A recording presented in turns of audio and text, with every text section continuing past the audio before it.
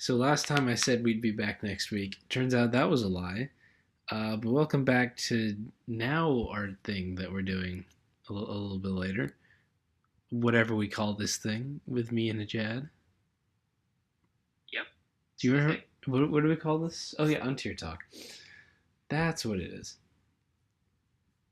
So it's been a little busy one would expect as we start up beta. We've made a viability rankings. We did the whole PU resources thread. That was something. And we banned three more things. And we started the kickoff tour. I think that just about covers it. So, Yep. what do you think we do first? The voting or the VR? Let's do the voting first. I think that has more relevant. Yeah, it was also Most more relevant. more recent. Yeah. So we voted on a number of mons, three of which got banned. Those being, can start with Noctowl. Noctowl Uh, was very dumb, and no one misses it because it killed everything, and you couldn't really do anything about it except hope they miss. yeah. With Noctowl, it just sort of felt like even when it did miss, it could sort of take advantage of it with the blunder policy set. That's the thing that really drove me from like, okay, this is ridiculous to now, okay, no, this needs to go now. Yeah, it was kind of Um, just unfair. yeah, I think I was playing Specs and it was the Hypnosis Nasty Plot Blunder Policy set, Mm. and it was like, wow, I just I can't beat this. Like I don't have anything on my team capable of beating it.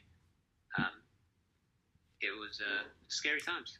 And, Yeah, yeah. glad to We're see we're that not behind gonna us. we're not gonna pretend like we really see a big other side to this. All three of the mons that got banned by 8 votes. The only person voting no was Sam, who voted do not ban on literally everything. Uh, and we'll take that as a massive contrarian opinion aside. Like, everyone was pretty clear Noctowl is pretty dumb. The other two mons as well, Silvally Ground, Silvally Fire, basically in the same boat where they hit the really strong multi-attack move, and we don't have any good resists, and they also get to like do amazing support and have two excellent pivot moves and pick and choose all their counters with coverage. Like the mons that got banned. Ooh. Yeah, I mean, I don't know about you, but I think probably Silvally Fire was a bit more broken in like the traditional sense compared to Silvally Ground, which had a bit more defensive utility. But I think both deserve the boot just because of how stupid it was trying to, you know, how like good it was to like wall break with a defogger and be so effective at doing that, and then just be able to basically anything that you'd want. Mhm. They Yeah, both got to beat most common rockers as defoggers as well, which like is annoying because we lost three good defoggers, and I definitely want to have more hazard control. So that's like an outcome of this, but it can't be helped. They're really dumb. I will say that the explanations we're giving are not going to convince you if you like had never heard of these mons and have no clue why they're broken. But if you've touched this meta at all and followed any of the discussion, like why these things are getting banned, yeah, it's pretty clear. We also voted on several other things. Most of them aren't super relevant. We just keep them on the sheet, like just in case. Ludicolo, no one wanted to ban, but we're still voting just in case. Stonejourner, we had Throw on there. Type Null. Um, I would put Poniard in that same category, but you're the one person who voted to ban it. So would you care to talk about that at all? yeah. So I put it in a similar, well, in my opinion, in a similar spot where Noctowl was, where it was a breaker, which was very difficult to pressure, given that it had access to +2 sucker punch. After it got a Swords Dance or a Defiant Boost or whatever, it's not difficult to get a +2 Poignard going. So yeah, my concern with Poignard was that yeah, it was a wall breaker that had limited checks, and then also if you wanted to offensively pressure it like you would with another slow wall breaker like Poignant, you had to deal with stab plus 2 sucker punch as well, which wasn't fun. Yeah, um, none of that's untrue. Just everyone else is kind of in the boat that this isn't the major problem yet, and it's not dominating the tier, and it might eventually. But I think the consensus was just it's not being too large of a problem right now. But yeah, nothing you said was false, and that's also kind of where our other not banned the last two things we voted on that didn't get banned come from, which were Vulpix and Alolan Vulpix, which were some hot bits of contention here. Um, let's start with Vulpix. So Sun was actually on track to get banned until we talked about it a little more, and I managed to convince TJ to change his vote. Um, Sun is very silly, and I can certainly imagine people have been playing a decent amount of PU listening to this, going like, "Well, I haven't even realized like enough of the council wanted to ban Sun." Um, it's incredibly good, and it can be real hard to stop and real annoying. Um, I personally don't know that it's broken, that it's quite hit there, but a lot of people are convinced of that, and that's not even a point I want to argue. The main reason against banning Vulpix actually came more from my concern, TJ's concern, I don't remember who else was taking my side there, that it wouldn't do anything and we shouldn't ban it without really understanding what the ban's going to do. In that auto sun with just sunny day users, we felt was just going to be like as good, comparably as good to actual sun, and that banning Vulpix is not like should not just be done immediately without considering it, and we should be looking into Heat Rock, maybe even Leafeon, um, rather than just banning Vulpix and still having the same exact problem. So that was kind of where we came from. And we're going to be talking more about Sun and hopefully doing a vote within another week because Sun is definitely an issue. But the question is like, is banning Vulpix going to make that issue go away? Yeah, I think the point bring up with manual versus auto weather is a valid one, just because personally, when I've used weather or like auto weather in the past during the lower tiers, I've always preferred manual over automatic weather, just because you can play on the hyper offensive nature of weather sweepers, right? Um, rather than switching Vulpix, which is a momentum deficit, and then you have to go into something else because you want to keep your Sunsetter and pivot again, and then by that all said and done, you've only got 3 turns of Sun left. It's just not efficient. So, yeah, I'm. Even though I think I was for banning Vulpix originally, just because Sun was super obnoxious. I think it's probably a better idea to just take a chill pill and reevaluate and come back next week with a Sun slate and actually think about what we're gonna do. Yeah, and I will say it's very tricky. I really don't want to nuke Leafeon. It's something I'd like in the tier aside from Sun.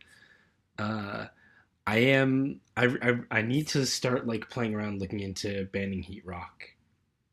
That's something that I personally find a pretty attractive solution. I think that it might work and that it should be looked at because it'd be a lot cleaner. But I'm not stupid enough to think that it's definitely going to make Sun not so bad, because if you just suicide set and then give uncounterable things 3 turns twice in a game, that's pretty problematic. So we'll see on that end. I really want to get up a forum post about that sometime tonight. So ideally, before this episode goes up, we'll be like encouraging more Sun discussion. Um, because people have not taken to doing a ton of talking about it yet. There's also Hail. I can't really speak a lot to that. You'd probably be better because you voted to ban Alolan Vulpix. Not entirely sure what you want to say on that. It's just sort of it's a lot less common than Sun. I'll give it that. but from my experience, when I've played against the Hail archetype, it's more like Hail is like a support core, or at least like Vulpix Alola is there, sets up Hail, gets the Aurora Veil up, and then it's just sort of like, okay, well, now it's basically playing versus Sun with a few worse sweepers, but far more in terms of like setup potential. Like when you're in with full Hail and an Aurora Veil up, it's much scarier than if you would get just Sun up. So yeah, in the same way, it's very I don't want to say uncounterable, but it's like you can't, in reasonable terms, account for +2 Beartic behind Aurora Veil. That's just not something you can do. So I think maybe the support was a bit too burdening on the builder. Yeah, so I relate Hail a lot with also, I think Poniard is something that I relate to Hail a lot, because it's something that could be really, really scary and problematic and just has not shown up in that way yet, partially just because we've, like, Noctowl was so ridiculously broken running around. It's hard to really see other things. So it was really hard for me to, like, justify any kind of Hail ban. And then also, when I see Hail being broken, it really does tend to be Aurora Veil stuff. I don't think Slush Rush or Ice Face or Ice Body or whatever are the problematic elements, and I would definitely want to look into banning Veil as opposed to banning Alolan Vulpix. And neither of these are because, like, oh man, we need Vulpix to stay in this tier. It's going to be super relevant even if we, like, get rid of Sun. No, it's not about that. It's just I want to actually hit what the real problem is. I think it would be cool to preserve these setters, but, like, in a balanced way. I don't really... That doesn't sound right either, because if we have no Sun and there's just, like, less potential to get matchupped by Sun, that's a pretty cool thing. But, like, I can't really justify nuking Vulpix when it's not going to solve the problem, or nuking Alolan Vulpix when I think Aurora Veil might be a better solve. That's kind of where I'm coming from here. Well, yeah, I think the concern especially is, okay, less so with Vulpix, but more so with like Vulpix Alola. If you ban Vulpix, and let's say by miracle Abomasnow drops, or Snova becomes really popular, for example, like what do you do in that instance? Do you just sort of like do the same thing again? Ban Abomasnow, ban Snova or whatever. Snover's like base 30 speed without Aurora Veil, I think. I think it didn't get Aurora Veil this gen. I'm pretty sure I got Aurora. Oh, maybe this gen. I'm not sure. Hang on. No, it's base 40 speed. It does not have Aurora Veil. Oh, okay. But yeah, let's say something like that happened. Like, you don't want to be banning just constantly. Abomasnow got it this gen, though. Sorry. Abomasnow did. Oh, yeah. Snover still doesn't. So yeah, like, Snover, in theory, does a lot of the same things as Alolan Vulpix. It's slower and lacks the same support move pool. But the biggest thing, I think, is no Veil, you know? So it's like you don't want to put yourself in a situation where you just constantly have to ban the Hail setter or whatever just because it's broken. If you hit the problem, which is Aurora Veil, or you hit the problem, which is like Heat Rock, and you do it correctly, then you won't need to touch Sun or Hail for the rest of the generation, which is ideally what you want to have to do. Well, I don't know if you remember what happened earlier in the gen. I'm gonna look up these facts just to be 100% sure on what I believe happened. But I'm pretty sure in Little Cup, Sun was a big problem. And they banned Cherubi because it was like the big chlorophyll thing. And then Pokemon Home dropped. And that released... What it released? Bulbasaur.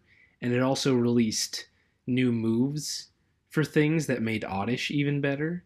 And then, like, those things kind of took off. And then at that point, they banned Vulpix and unbanned Cherubi. That works, and is also, like, a specifically weird situation because, you know, Pokemon Home's not there yet, so these things, like, literally aren't in the meta. But yeah, ideally a one-time solve is a lot better than Cherubi being, like, banned and unbanned like that. And, yeah. Yeah. So... yeah, ideally you don't want to have to, like, ban and then unban things, because then you just have to be like, oh, yeah, we decided to ban this thing, but it's okay. It's back. Those things that we told you however many months ago, they're less relevant now, even though it is. It's just not something that you want to have to do. Mm-hmm. Okay. Anything else to say about these? I think it's about time to start talking about the VR. Yeah, ban hat trick. Yeah. So I think just kind of talking about our method might be interesting to some people. The way this VR was constructed was we had all the council members. Um, we made a big Google Doc where everyone took approximately all the relevant Pokemon they were thinking about and just put a 1 in front of the best one and a 2 in front of the second best one and just went down the list. And then Akir had a spreadsheet thing that apparently he got over from when he did this for DPPPU, where he averaged out their numbers and came up with a way to like start us with this initial viability rankings. Then we did a couple other changes, moved around a couple thresholds to make the ranks look good. But basically, this initial VR was like a massive averaging of everyone's individual opinions on the meta. It was basically one big compromise, which like some people like TJ wanted to change an awful lot. Some people were like, yeah, this mostly happens to fit in with what I was thinking. I'll say personally, I want to change an awful lot about the VR, but for the most part, I only want to make changes of like one sub rank. Like I want to make a ton of changes, but almost no changes that are more than a single sub rank. I think a lot of this hits pretty well and is mostly just like small shifting around. Yeah, overall I really kind of liked how this went. I was pretty positive with this kind of averaging out, and any inaccuracies or issues are like, well, it's this whole new alpha meta that we're messing with. No one really can say for sure that anything's super out of place. So I thought that was pretty interesting to talk about. People had vastly different ways of ranking Pokemon. Some people put Sun like way high because they already knew it was super broken. You put all the Silvalis as like the top 14 Mons, stuff like that. So I thought that might interest people, is like the way that we reached what the VR currently looks like. Yeah, I'd say with the council especially, you have a good mix of players. Like you have me and Sam who are more on the extreme end of things, and then you have like TJ and Specs who are more like, I guess, moderate, less rocking of the boat, I guess, or less, that type of like crazy. But yeah, I think overall it averages to a nice conclusion where you have, generally speaking, what the tier looks like. I don't think it's 100% correct or even close to 100% correct, actually. But it gives you a good idea. Like, if you look at the A ranks and compare them to the B ranks, they're clearly better. So it's just a case of now, like, working out the sub ranks, working out if there's anything that like vastly underestimated. Also, all the E rank stuff needs to be experimented with and all that type of stuff. So yeah, there's a lot of work to do, but there's a lot of weird stuff around the bottom. You get down to C rank with your Glalie, and C minus with the Sinistea, and D rank where you got like the Frillish and the Pupitar, and it's hard to really objectively rank these things whatsoever. But like you said, I'm at least pretty happy with the A ranks. Like I know a lot of people are like, oh, well, this thing should be an A plus, whereas this thing should be an A minus, and this A minus thing should go up to A. I don't think that really matters. Like I'm mostly fine with the VR, not complain about anything, because like whatever. I look at in totality A plus to A, and things approximately get worse as you go down. Like yeah, that's fine. Whatever. Yeah, that's pretty much what I'd agree with. Yeah. I do also think it'd be worth going down and talking about some of the changes that we'd like to see. Obviously, it's a little weird because our S ranks just got banned. Noctowl and Silvally Ground, which I think we were both agreed were like pretty solidly the S rank Mons. So if we go down to A plus, I'm pretty well, okay, first of all, as far as the new S rank goes, I honestly don't know what's going to end up deserving to be there right now. It's hard. The meta is going to centralize around something, and we have a lot of very broken things it could centralize around. It could be like Life Orb Mawile really takes off while defensive stays super common. It could be Stonejourner becomes the big sweeper. It could be Sylvali Dragon takes over as like the crazy Sylvali. It could be Poniard becomes a big offensive threat. I don't know. So some of these things are going to go up to S rank, but I couldn't tell you what right now. Yeah, pretty much. I think in terms of if I was to have an S rank at the moment, I'd probably put Sylvali Dragon and probably throw in there, and then I'll move a bunch of stuff from A up into A plus, and then A minus stuff into A, and so on and so forth. But yeah, do you have any idea about what you would put in S at the moment? Yeah, I think Sylvali. Maybe even Glaceon, to be honest. Glaceon's ridiculous. Yeah, I don't know.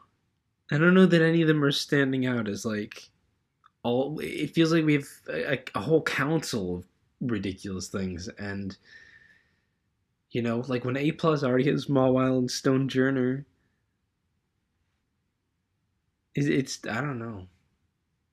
Like that really was my thing where I couldn't really say what's gonna end up centralizing the meta because it feels like everything from everything from A plus to A is like a potentially massively broken centralizing force in this meta. So what'll it be? I don't know. I'd probably say Mawile is probably a bit too highly ranked, like just because I'm not so high on the defensive set. I think it's really passive and it can be whittled really easily, and I'm not too keen on it just in general. I agree that the offensive set has like a lot of potential, but I wouldn't put it above Pawniard, for example, as like an offensive threat.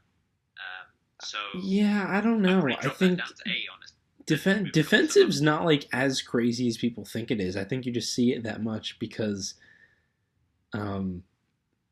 what else are you gonna run? Like there's so other few things that you're gonna run that the role compression it provides means that it doesn't matter that it's not amazing. You kind of need to run it anyway. Maybe A would be fine if like we really did reshuffle a lot of these ranks and we're like, okay, we can move up Glaceon, we can move up Poniard, we can move up Sylvali Dragon. But yeah.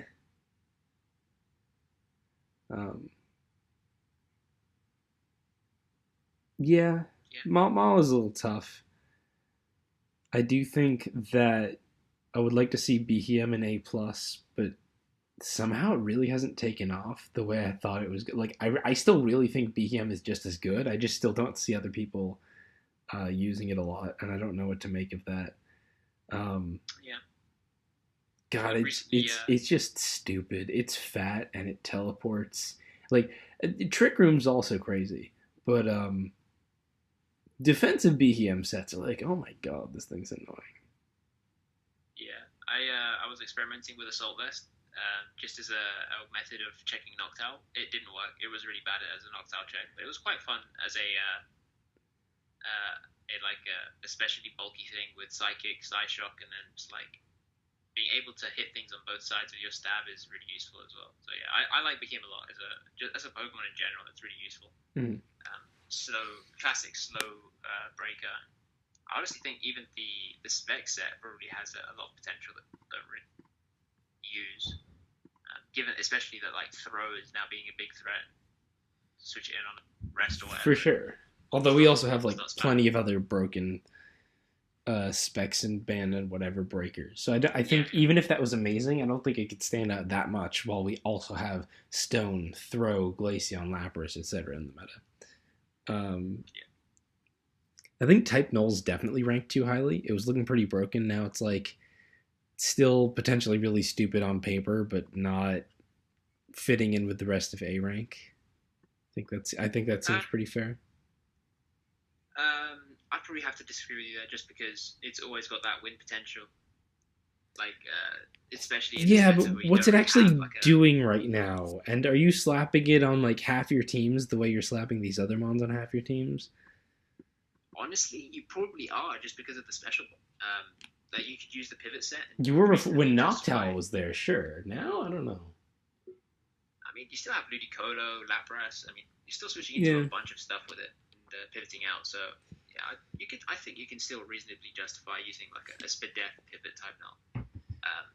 I think the big issue for it is that Gorgai Super really gained in usage. That definitely needs to. Talking about things that can come up from A-, I think Gorgai Super and Leafeon definitely take the cake there. Yeah, and Hatra. That's broken. Leafeon with the Sun. Gorgai Super just does everything. It's real good. Definitely like not in the same rank as Shiinotic at this point. Other than that, I'm pretty fine with A-. Like stuff like Lightbard, Basculin, real good, but not like quite up with A rank. Seems pretty fair. I think as soon as you hit B rank, that seems to me the biggest play. Like going below the top stuff is really where people can be like, I want to change a million things, because it's really hard to get a decent ranking of these mons. Like in B+, you have already like Mr. Mime and Pikachu, two mons that I really do not see very much of at all, and I think people could have drastically different opinions on pretty reasonably. I'd say Mr. Mime potentially got nerfed with the loss of Silvally Ground and Silvally Fire, just because they were two of the most like easy things to just abuse healing witch, where there was like they would always get weak and then they'd always break through their checks, and then you just healing witch them again, and then nothing would resist multi-attack, and then you just win. So of course, also Mime, more broken parting shot users. Is better for soundproof Scarf Mime. Yeah, that's true. And I do like Mr. Mime. I think it's a decent Pokemon. I don't know if it's A- worthy. I think B+ probably fits it quite well. I think probably the biggest problem with me with the B ranks is probably the Silvallis. But as people know, I'm quite high on the Silvallis anyway. So like, making them put or seeing them in B kind of puts me off. Yeah. Other than that, Pincurchin's good, Raichu's good, Rose is good, going down, like... Already, though, by the time I hit B+, it's like...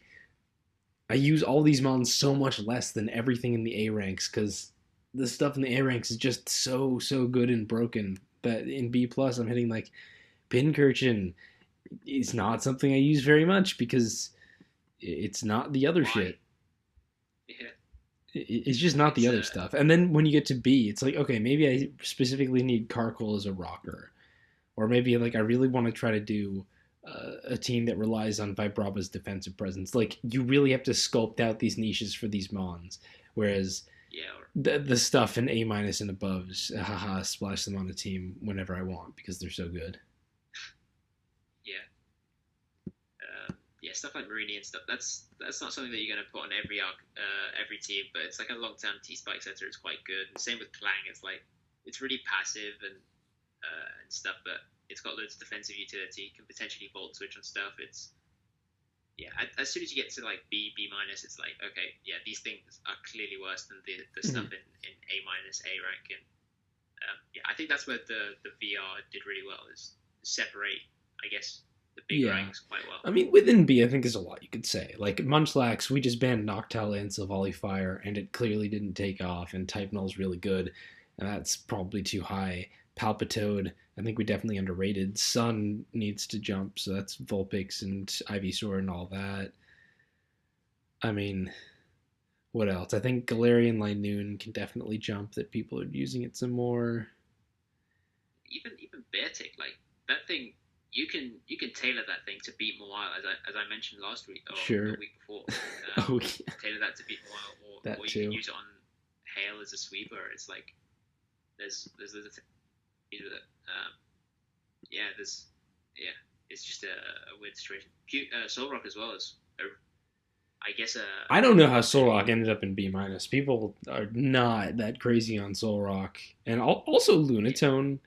I was pretty skeptical about. I'm coming around a bit. It's still not. It still gets a little overhyped, but like, Lunatone's pretty legit, and we ended up putting it in C-, and that's clearly just not right. Yeah, I'd say so as well. I think, like stuff like Sliggoo. Like, if you were to ask me where Sliggoo was a week ago, it would probably be in like B+ or B. But now that Silvally Ground Silvally Fire and Knocked Out have left, it's probably like sitting in like the B minus C plus territory where it is right now. So it's like, oh wait, where is it? Oh, it's in C. So yeah, it'd be in the C plus B minus territory. Yeah, it's like around the same spot anyway. I So don't it's I like, don't know about Sliggoo. You want to stop strength sap. I think Hatchrim is definitely the best way to go.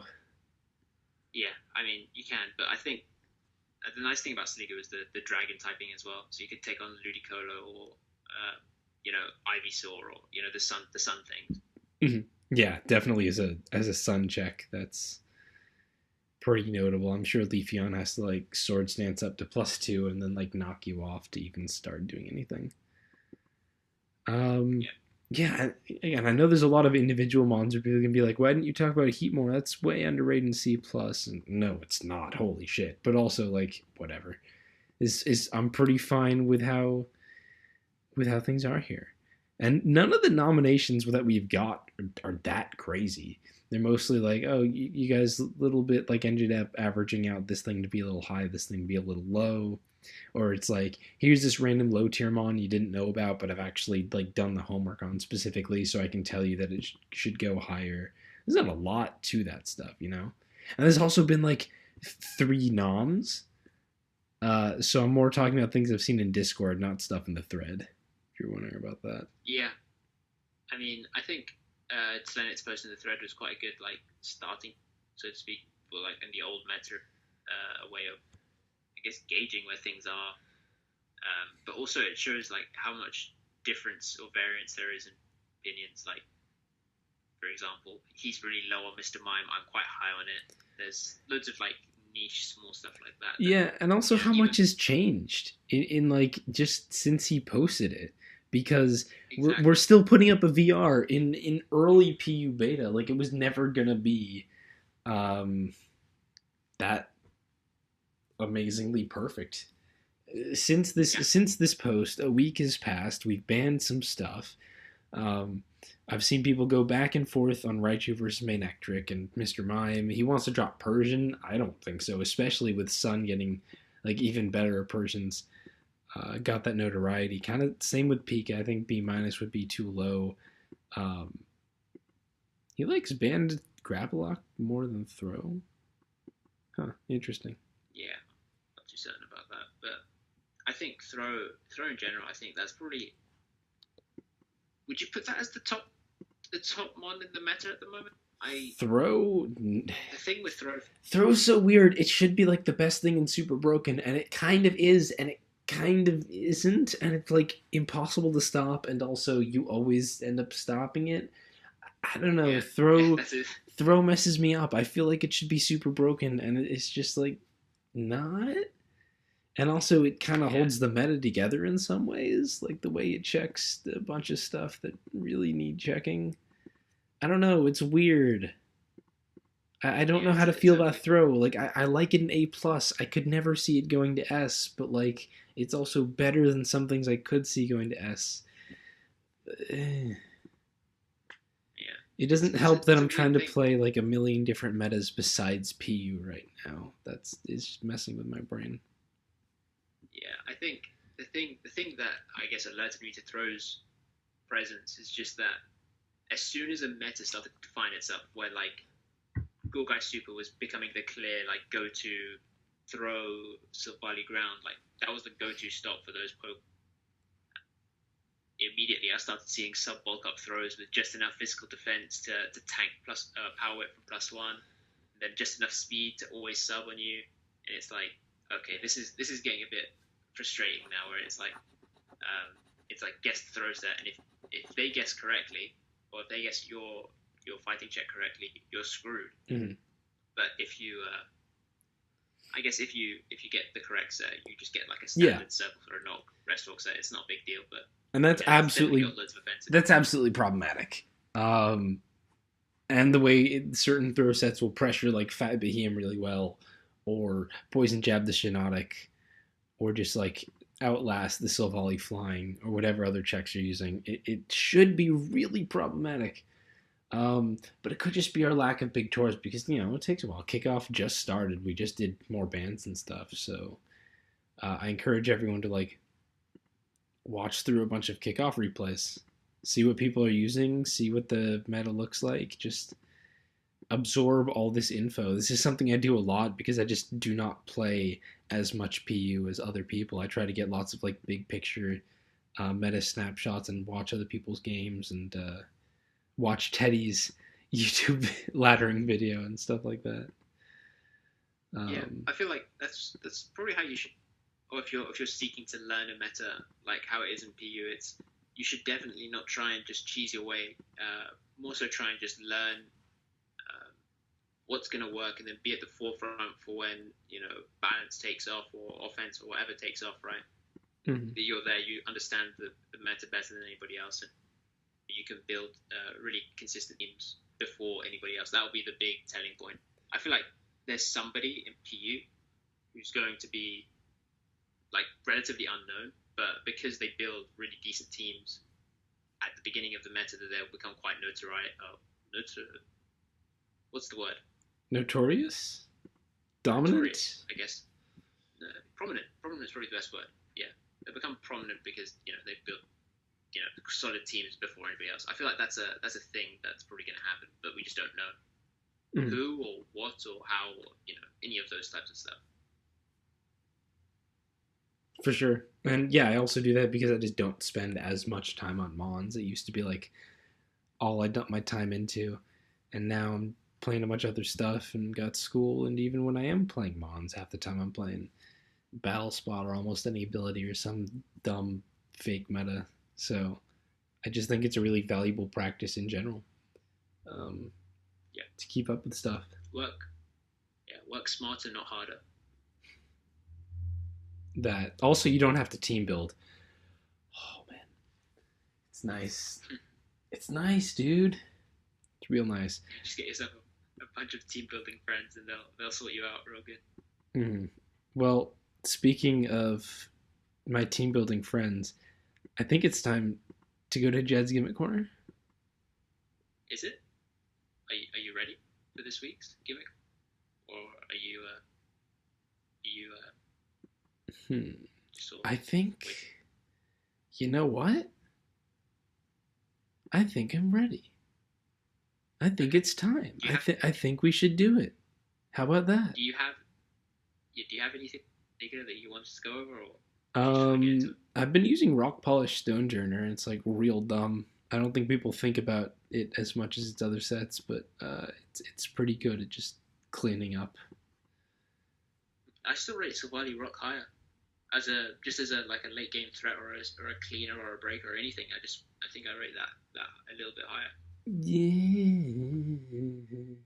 There's a big difference. There's a couple of big differences with Savali Rock. First of all, it's got some real powerful coverage, but Stonejourner Heat Crash is much different. Stonejourner Heat Crash is like real nice to just have as this side coverage. And second of all, Stone Edge as a move sucks. So it sucks to rely on that. So that's one of the negatives. But third of all, you also just don't expect it as much from Stonejourner. I feel like you see the Savali Rock and you want to prep more for that late game than people do versus Stonejourner. And some of it is the surprise ability. And fourth of all, that +2 speed instead of +1 from Flame Charge can actually be pretty relevant. Yeah. Oh, and also you get to run other Savali types with your Stonejourner, which that's probably the biggest thing. Yeah, that's I guess if you look at it independently, they're quite even. But as soon as you think, oh, I could just use Savali whatever and instead. And if I don't have another Savali and I don't really want to surprise them, and I don't need like Heat Crash being really strong. Yeah, Savali Rock's probably... I mean, it's not as good as pressuring or, like, breaking through Shinotic and Gorgeist. That's a big plus to Stonejourner. But, yeah.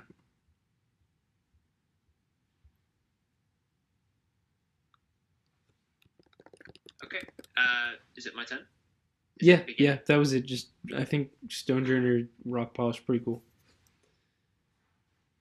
Okay, so my gimmick, I guess, I saw it in a game, I think, at the PU view room.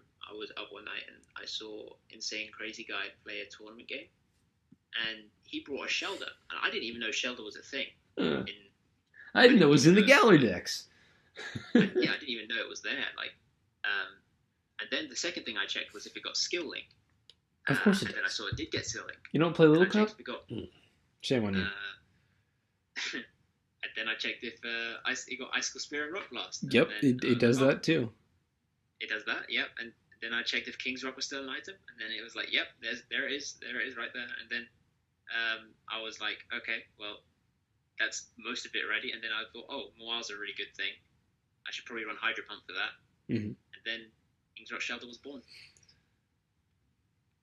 Let me check real quick. Just run a little experiment of mine. So a Shelder, let's see, a level 100 Shelder, max speed, plus speed nature, plus 2. That's hitting 392 with its base 40 speed. 392 is not a terrible speed tier at all, actually. That is slower than Scarf Stonejourner by 1 point. Slower than Ice Q No Ice by 2 points. But pretty much loses to every single Scarfer. Yes, loses to Scarf Stonejourner, Scarf Ghastly, Scarf Mime, Manectric, Raichu, I don't know, whatever else people run. So that's definitely going to be a bit of a minus. Let's also see a Persian Silk Scarf Fake Out versus a minus Defense Shelter with no Violet. That's doing 58 to 70. So it's definitely not going to be like the crazy sweeper in every single game. Oh, no, definitely not. It's going to be the King's Rock flincher and making people lose composure just out of like consequence of King's Rock. Yeah, so let's see. If I say, let's say Silvally, what's neutral? Dark, that's neutral on everything. What's a +2 Icicle Spear doing? It's doing 55 to 66. So you can probably 2-hit KO like the whole meta based on that calc. But you're going to need flinches to actually kill pretty much everything. Pretty much, yeah. But I do think after a bit of weakening, hazards, damage, blah, blah, blah, screens, whatever, you can actually just... Or you can clean quite consistently with it. It's quite an interesting Pokemon in that sense. The main thing that I would probably say is a disadvantage is just that it's hard to set up on the special side. But I mean, that's no different on Stonejourner, for example. Like you just don't try to set up on the special side. Just try and do something else. Yeah. I don't know about this. I don't know about this one in terms of getting used on like a serious team, but I can sure think of worse things. It's like my biggest concern, honestly, I feel like it seems a little bit worse than Sinisty. In terms of like, I don't get Sinisty. Why is it so high on everybody's? I don't think that highly of Sinisty. I just think it seems a little bit better. What does it do? I don't know what it does. Well, you smash and you actually have like 50 speed, which is noticeably better, and 74 special attack, and then you get to stored power, and then you also have weak armor. Okay, so it's like stored power, Shadow Ball, Shell Smash. Yeah, I don't know what else. I haven't actually used Sinisty. I've only seen it a little bit, but I've heard it get talked up a lot more, and it seems like it kind of hits the same space, except instead of trying to flinch things, it's trying to like get the stored power stuff going.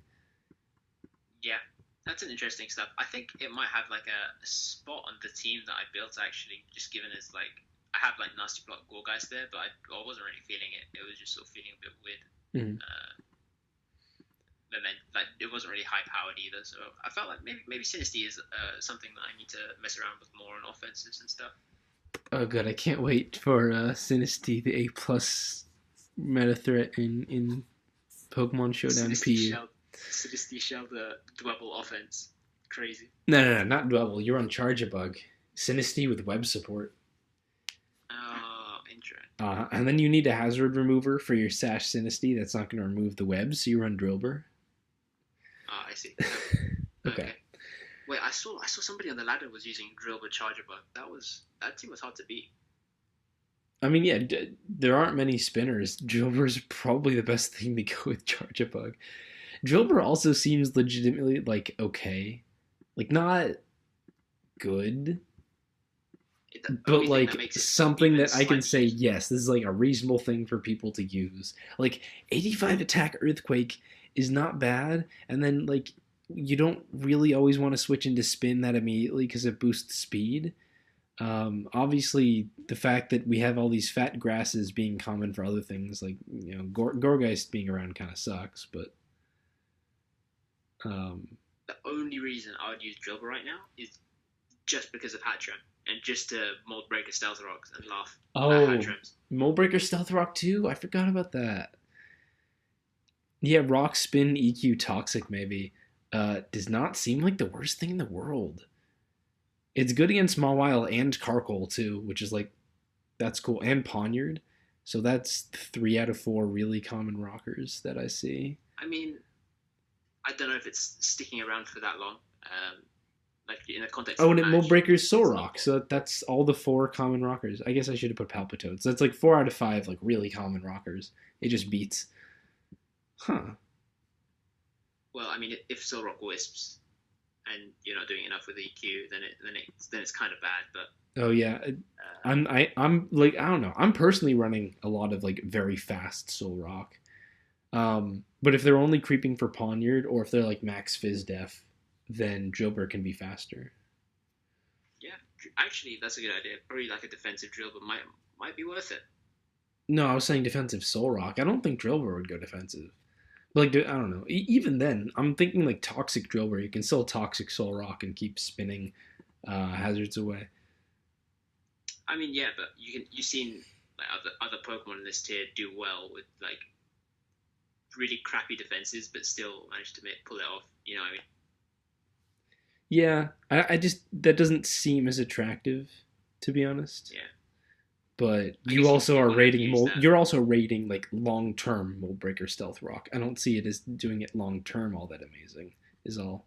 But maybe, like maybe that could get pulled off. Man, we went on a whole tangent, but yeah, honestly, Drilbur does not seem that bad. And if I was like a team building kind of guy, I'd build a team around it right now. Like, I want to mess with this. We'll see if I actually do that. But someone listening, do some Drilbur stuff. Do the Drilbur. Do stuff. Just don't worry about the Drilbur. Just do stuff. Sure, do stuff. It's cool. Not doing stuff is more fun, and it is easier. But doing stuff's still pretty cool. Yeah, you're in quarantine. You have time to do this, so yeah. Consider this your quarantine homework. All right, I think we should just about wrap up this little chat here. Thanks everyone for listening. We'll hopefully be back next week. Hedjad somehow remains incredibly busy with his schedule even during quarantine. So I have a dissertation to write, dude. Like, I know you've got. Give me a break. I know you're in like the thick of college. My term just started like the last week, so I've got a while before it really ramps up. Anyway, yeah. Hopefully we'll be around next week, talking about ideally the Sun Slate. That's like the big thing that we want to tackle as a council. But you'll hear from us. You'll see posts. Play PU. It's pretty good. Peace out.